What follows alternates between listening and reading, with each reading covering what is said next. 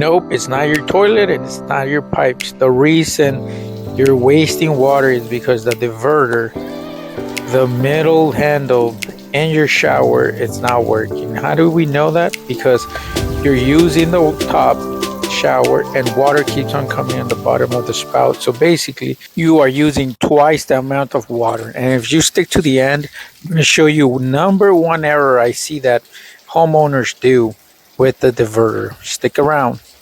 So let's dive into it. For this job, we're going to be using a stem socket, our screwdriver, and our channel locks. Now this diverter right here doesn't have a cap, which we're going to put at the end, a new one. So we're going to start by removing the screw. Now we're going to pull up the handle. In this case, it's not that hard. Sometimes you're going to use a little bit of force. There's also some tools to take it out or pull it out. Now we're taking out the chrome finish. We just turn it.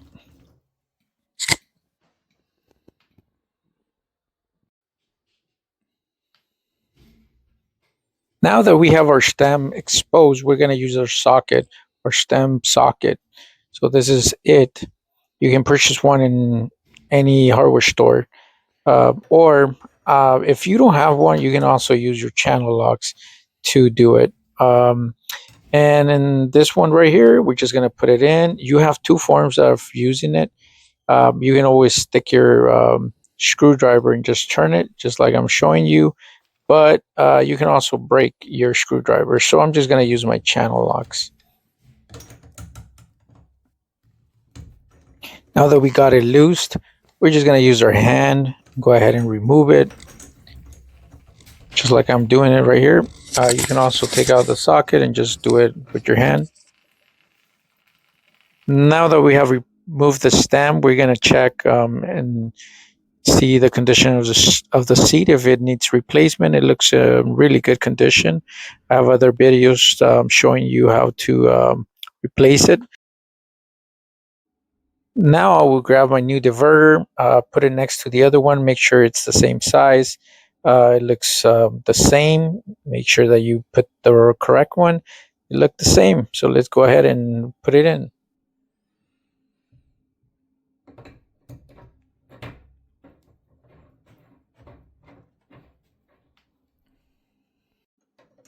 Now let's make sure it gets nice and tight so we don't have any leaks.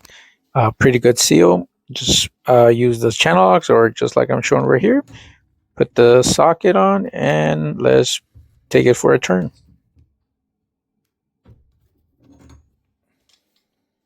Now before we put everything back together, we're just going to put the knob in. We're going to test it, make sure that there's no leaks when we turn it on. So we're going to turn on the water. So there's live water now. And once we test it, we first see that there's no leaks inside the valve.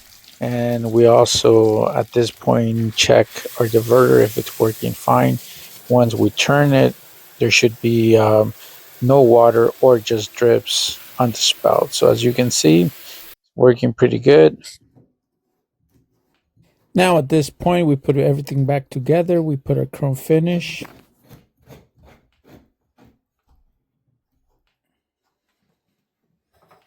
And remind me, we're going to put a new cap.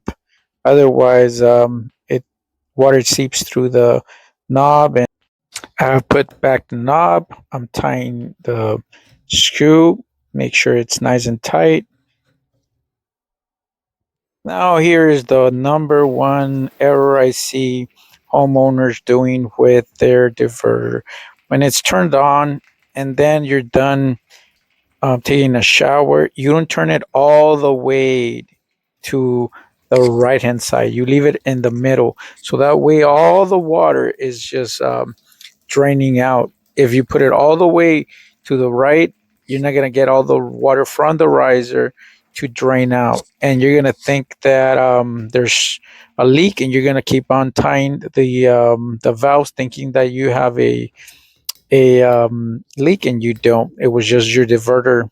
Make sure it's in the middle position. Okay, now I put the the cap, and let's roll. Thank you for watching, and remember, you don't need to hire me to tell you all this.